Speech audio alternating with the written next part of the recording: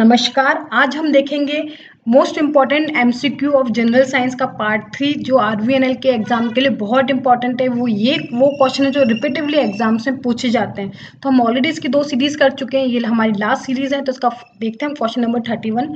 Rusting is and rusting क्या है? Ionisation process है, ऑक्सीडेशन है, रिडक्शन है या फिर नन ऑफ अबव। तो रस्टिंग हमारा प्रोसेस क्या होता है? ऑक्सीडेशन होता है। तो ऑक्सीडेशन प्रोसेस इंपॉर्टेंट है, एग्जाम में पूछा जाता है। तो ऑक्सीडेशन होता क्या है और रस्टिंग ऑफ आयरन क्या कहलाता है? ऑक्सीडेशन कहलाता है। तो rusting of iron refer to the formation of rust. Formation of rust जो होती है उसको हम क्या बोलते हैं? रस्टिंग बोलते हैं। A mixture of iron oxide on the surface of the iron object of structure. जो हमारा आयरन का सरफेस होता है उस पर जो आयरन ऑक्साइड बनते हैं उसको हम क्या बोलते हैं? रस्टिंग बोलते हैं। The rust is form from a redox reaction between oxygen and the iron in an environment containing water such as air containing high level of the moisture। जिस एयर में हाई लेवल ऑफ मॉइस्चर होता है जब वो react करती है iron से तब हमारा रिडॉक्स रिएक्शन होता है और उसी के कारण हमारा क्या होता है? रस्टिंग ऑफ आयरन होती है। The rusting of iron is characterized by the formation of layer of red flaky substance that easily scramble into powder. जो रिएक्शन होता है उसके कारण हमारी रेड और फ्लैकी सब्सटेंस टाइप का बनता है जो इजीली क्या करता है? पाउडर में चेंज हो जाता है। धीरे धीरे आयरन अंदर से क्या हो जाता है? कमजोर हो जाता है और किस फॉर्म में आ जाता है? पाउडर की फॉर्म में हो जाता है। This phenomena is a great example of the corrosion of the metal. Corrosion of metal और रस्टिंग ऑफ आयरन दोनों में एक बार एग्जाम में पूछा गया कि दोनों में डिफरेंस क्या होता है? Where the surface of the metal are degraded into more chemical stable oxide. However the term rusting is generally used to refer the corrosion of object made of iron और आयरन अलॉय। रस्टिंग जनरली हम किसके साथ use करते हैं? Iron alloy के साथ और iron के साथ यूज करते हैं, जबकि कोरिजन ऑफ मेटल हम जनरलाइज किसी भी मेटल के लिए कर सकते हैं। तो कोरिजन क्या होता है? जब डिग्रेड होता है हमारा मेटल और उसमें ऑक्साइड जो बनती है वो स्टेबल ऑक्साइड बनती है तब हम क्या कहते हैं? कोरिजन हो गया। और जब रस्टिंग की हम बात करें, आयरन की बात करें, तब हम क्या कहते हैं? रस्टिंग वर्ड यूज करते हैं। नेक्स्ट क्वेश्चन हम देखते हैं, what is the need for the rusting to occur? Rusting होने के लिए किस चीज की रिक्वायरमेंट है? वाटर की, ऑक्सीजन की, वाटर एंड ऑक्सीजन की या फिर कार्बन डाइऑक्साइड की? तो ऑप्शन सी इसका बिल्कुल करेक्ट है। वाटर एंड ऑक्सीजन दोनों ही क्या है? चाहिए हमारे को अगर रस्टिंग होनी चाहिए। तो अगर दोनों में से एक चीज भी नहीं है तो हमारी रस्टिंग ऑफ आयरन नहीं होगा। Iron plus water plus oxygen जब ये तीनों चीज रिएक्ट करेगी तब हमारा क्या बनाएगी? हाइड्रेटेड आयरन बनाएगी। Iron still rust when they come into contact with water and oxygen. Both water and oxygen are needed for rusting to occur. In the experiment below, the nail does not rust when the air containing oxygen or water is not present। अगर हम इस experiment में देखें तो यहाँ पे क्या है? एयर एंड वाटर दोनों है तो यहाँ पे रस्टिंग ऑफ आयरन होगा। यहाँ पे वाटर है लेकिन एयर नहीं है, पैक्ड है, तो यहाँ पे रस्टिंग ऑफ आयरन नहीं होगा। यहाँ पे एयर है लेकिन वाटर नहीं है तो भी रस्टिंग नहीं होगा। तो रस्टिंग ऑफ आयरन तभी पॉसिबल है जब आयरन के साथ क्या रिएक्ट करे? एयर और वाटर दोनों रिएक्ट करे। तो ऑप्शन सी क्या है? बिल्कुल करेक्ट है, air and oxygen. all acid क्या होते हैं? corrosive when they are strong, corrosive when they are weak, irritant when they are strong और none of above। तो ऑप्शन ए इसका बिल्कुल करेक्ट है, corrosive when they are strong। जितने भी एसिड्स होते हैं वो कोरोसिव होते हैं जब वो स्ट्रॉन्ग होते हैं। स्ट्रॉन्ग एसिड सारे क्या होते हैं? जलामल सरफेस को वो खत्म कर सकते हैं। एसिड है सॉर टेस्ट, ये बहुत इंपॉर्टेंट प्रॉपर्टी है। एसिड का क्या टेस्ट होता है? सॉर टेस्ट होता है। लेमॉन्स, विग्नर and sour candies are all acid. Acid change the colour of the certain acid base indicator. तो two common indicator are litmus and phenolphthalein. तो ये इंपॉर्टेंट टर्म है बहुत। लिटमस और फिनोफ्थिलीन क्या है?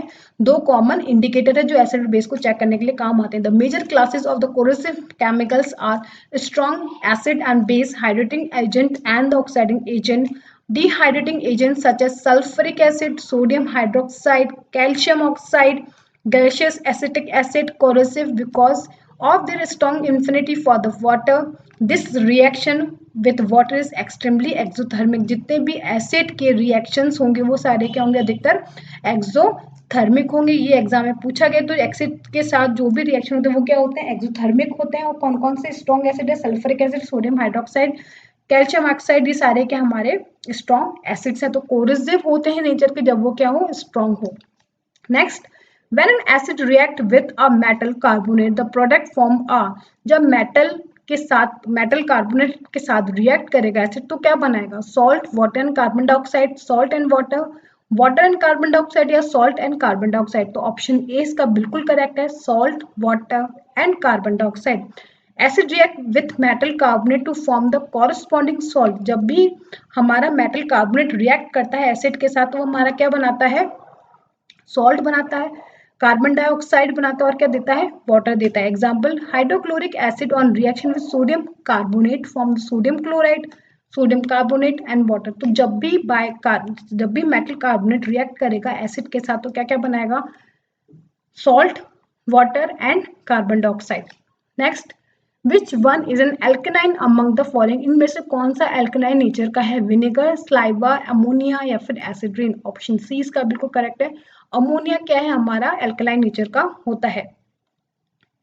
Next, in the periodic table element are arrange according to their. Periodic table में elements किस तरीके से अरेंज है, मास नंबर के according, atomic and mass number के अकॉर्डिंग, एटॉमिक नंबर या फिर नन ऑफ अबव। तो आंसर सी इसका बिल्कुल करेक्ट है, एटॉमिक नंबर के अकॉर्डिंग हमारे क्या है, पीरियोडिक टेबल में चीजें अरेंज्ड है, जितने भी एलिमेंट्स है वो किसके अकॉर्डिंग अरेंज है, increasing number of atomic number.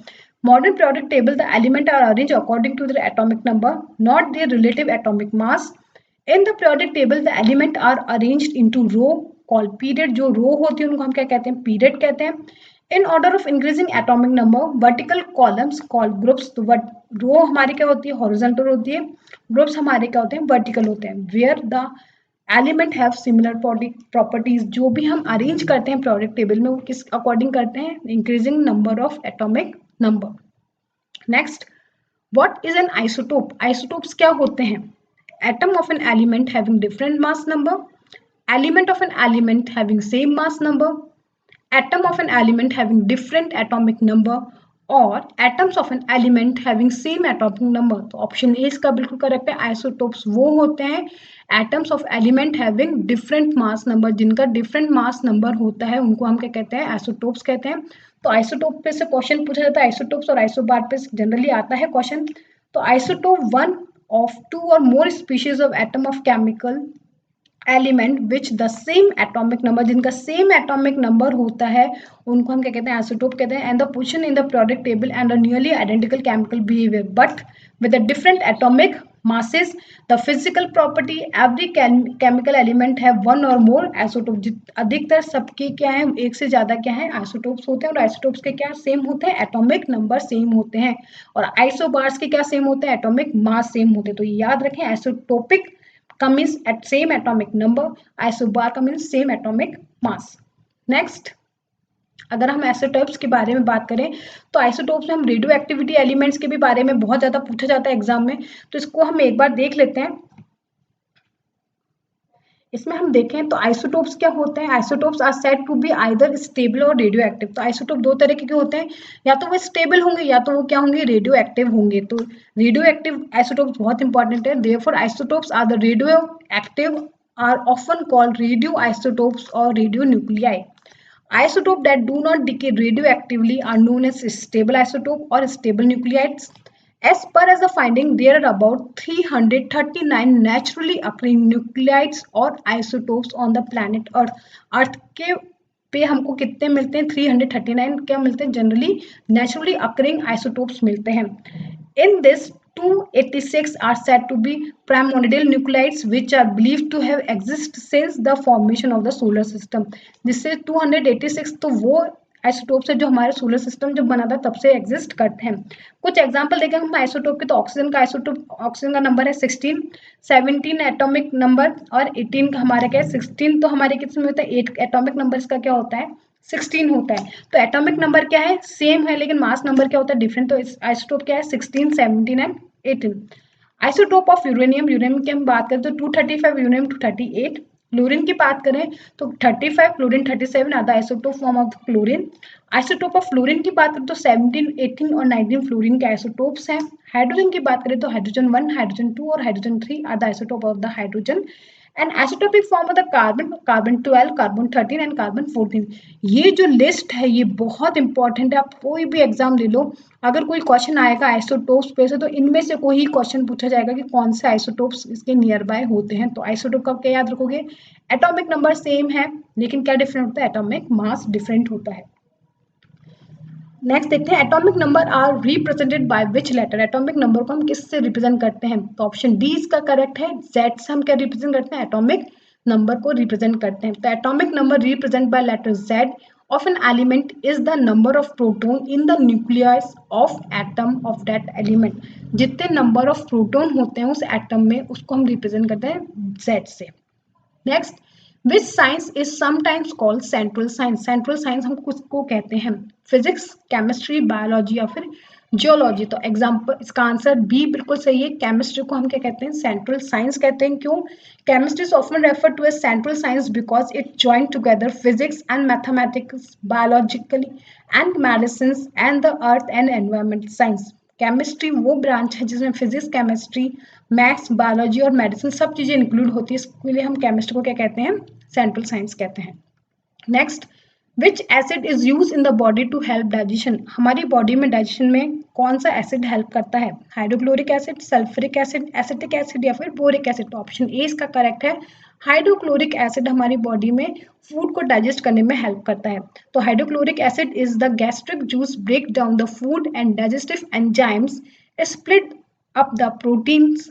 The acidic gastric juice is kill bacteria. जो हमारे फूड में अगर बैक्टीरिया आ रहा है, कुछ भी अनहाइजीनिक चीज आ रही है, उसको डिस्ट्रॉय करने का काम कौन करता है? हाइड्रोक्लोरिक एसिड करता है। Next, which of the following was to be discovered first in the chromosphere of the sun. जब फर्स्ट चीज क्या डिस्कवर हुई थी, क्या सबसे पहले खोज की थी? क्रिप्टॉन की, जेनॉन की, नियॉन की या फिर हीलियम की। तो आंसर डी इसका बिल्कुल करेक्ट है। हीलियम की सबसे पहले खोज हुई थी। Helium is the lighter of the noble gases, was the first to discover. In fact, this element was first identified in the sun chromosphere rather than in earth। जो सन पे पहली बार खोज हुई थी जिस एलिमेंट की, वो क्या था? हीलियम था। अर्थ पे ये तो बाद में मिला, लेकिन सबसे पहले हमको कहाँ मिला था? ये सन पे मिला था। Next, which of the following is in liquid form at the room temperature. Liquid form पे क्या मिलता है? लिथियम, सोडियम, फ्रेंसियम या फिर सीरियम। तो ऑप्शन सी इसका बिल्कुल करेक्ट है। फ्रेंसियम हमको रूम टेम्परेचर में मिलता है। Only liquid element at standard temperature and pressure are bromine, mercury, although elements cesium and rubidium, francium and the gallium become liquid or just above the room temperature। ये बहुत important है, ये आप याद रखें। Next, sodium metal is kept under. Sodium metal को हम किसके अंदर रखते हैं? पेट्रोल, अल्कोहल, वाटर या फिर कैरोसिन। तो ऑप्शन डी इसका करेक्ट है। सोडियम को हम किसके अंदर रखते हैं? कैरोसिन के अंदर रखते हैं, क्योंकि बहुत हाईली रिएक्टिव होता है। Sodium is a metal stored in the kerosene oil in order to prevent it from the coming in contact with oxygen and moisture। Oxygen के कांटेक्ट में आने के बाद सोडियम क्या करता है? रिएक्ट करता है, इसलिए हम उसको किसके अंदर रखते हैं? कैरोसिन के अंदर रखते हैं। Next, which of the following are the ingredient of the gun metal. Gun metal का इंग्रेडिएंट क्या है? आयरन, जिंक, टाइटेनियम, आयरन और टिन, आयरन, ब्रास और टिन, कॉपर और टिन। तो आंसर डी इसका करेक्ट है। कॉपर और टिन किससे बनता है? गन मेटल का जो मिक्सचर होता है वो किससे बनता है? कॉपर और टिन से बनता है। तो मॉडर्न आर्बिट्ररी गन मेटल जो कंपोज होता है वो 88% क्या होता है? कॉपर होता है, 10% टिन होता है और 2% जिंक होता है। It is use for gear and bearing that are to be subjected to heavy load और लो स्पीड। जितने भी हमारे हैवी व्हीकल्स होते हैं उसके लिए जो बनता है वो हमारा 88% कॉपर, 10% टिन और 2% क्या होता है? जिंक होता है। Next, from which mineral is the radium obtained. Radium हमारा किससे मिलता है? रूटाइल से, हेमेटाइट से, लाइमस्टोन से या पिच ब्लेंड से। तो radium is found in tiny quantities in the uranium or uranite and the various other uranium minerals and even tinier quantities in the thorium mineral. One of the pitch blend typically yield about the 1/7 gram of the uranium। तो pitch blend वो mixture है, वो अलावा है जहाँ से हमको radium मिलता है। तो आंसर डी इसका क्या है? बिल्कुल correct. Next, potassium nitrate is use. Potassium nitrate किसके लिए यूज होता है? मेडिसिन में, फर्टिलाइजर में, सॉल्ट में या ग्लास में। तो ऑप्शन बी इसका करेक्ट है। फर्टिलाइजर में क्या यूज करते हैं? हम पोटेशियम नाइट्रेट यूज करते हैं। Use in solid propellant, exclusive and fertilizer. Potassium nitrate is the inorganic nitrate salt of potassium. It has a role as a fertilizer. It is a potassium salt and an inorganic nitrate salt। तो fertiliser में जब भी बात होगी तो potassium nitrate की बात होगी। नाइट्रेट्स हमारे जनरली किस में यूज होते हैं? फर्टिलाइजर्स में यूज होते हैं। Next, permanent hardness of water may be removed by the addition of. जो परमानेंट हार्डनेस ऑफ वाटर की वो किससे रिमूव कर सकते हैं? Sodium carbonate, alum, potassium permanganate या फिर लाइम। तो ऑप्शन ए इसका करेक्ट है। सोडियम कार्बोनेट से हम क्या कर सकते हैं?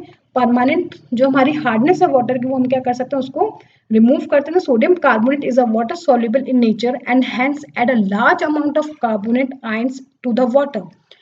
In the above reaction the calcium ion come from the hard water में जो कैल्शियम आयन आते हैं वो अलग हो जाते हैं, and carbonate ion from the sodium carbonate, and thereby hardness is remove. जो कार्बोनेट्स होते हैं वो हमारे सेपरेट आउट हो जाते हैं सोडियम कार्बोनेट की वजह से। तो सोडियम कार्बोनेट के साथ हमारे कार्बोनेट अटैच्ड हो जाते हैं और परमानेंट हार्डनेस हमारी रिमूव हो जाती है। Next, soda water contain, soda water में क्या होता है, carbonic acid, sulphuric acid, carbon dioxide या फिर नाइट्रस एसिड। ऑप्शन सी इसका बिल्कुल करेक्ट है। कार्बन डाइऑक्साइड होती है सोडा में, तो Fiji water is made by the adding. जो फिजी वाटर होता है, जो हमारी फिजीनेस होती है वाटर में, वो किससे बनती है, कार्बन डाइऑक्साइड से बनती है under pressure. The result is that water contain the weak acid carbonic acid, it you gulp it down, it can be coarse, give you hiccups and indigestion। जब भी हम सोडा वाटर पीते हैं तो वो स्ट्रॉन्ग होता है, वो स्ट्रॉन्ग किसकी वजह से होता है, कार्बन डाइऑक्साइड की वजह से होता है। Next, the most important core of aluminium is, aluminium का मोस्ट इंपॉर्टेंट कोर कौन सा है, गैलिना है, कैलेमाइन है, कैल्सिसाइट है या फिर बक्साइट है। तो आंसर डी इसका बिल्कुल करेक्ट है। Bauxite ore is a world primary source of aluminum. The ore must first be chemically processed to produce alumina. Aluminum oxide बनता है, alumina is the then smelt using an electrolysis process to produce the pure metal. Next, most important soluble in water. Water में most soluble क्या है, camphor, sulphur, common salt या फिर sugar. तो answer D इसका बिल्कुल करेक्ट है, sugar क्या है, मोस्ट सॉल्युबल है। तो most soluble in water is sugar. Sugar is the most soluble in water because it has the 6 hydroxyl group, which mean it can make numerous hydrogen bond with water, contributing to its high solubility। इससे क्या है, इसमें 6 hydroxyl bond होते हैं जिसके कारण क्या होता है, हाई सॉल्युबिलिटी होती है। ये बहुत इंपॉर्टेंट क्वेश्चन है, याद रखें। आशा करती हूँ आपको ये सारे क्वेश्चंस बहुत अच्छे लगेंगे, तीनों सीरीज आपको बहुत हेल्प करेगी कि एग्जाम में। तो प्लीज हमारी वीडियो को लाइक एंड सब्सक्राइब करना ना भूलें।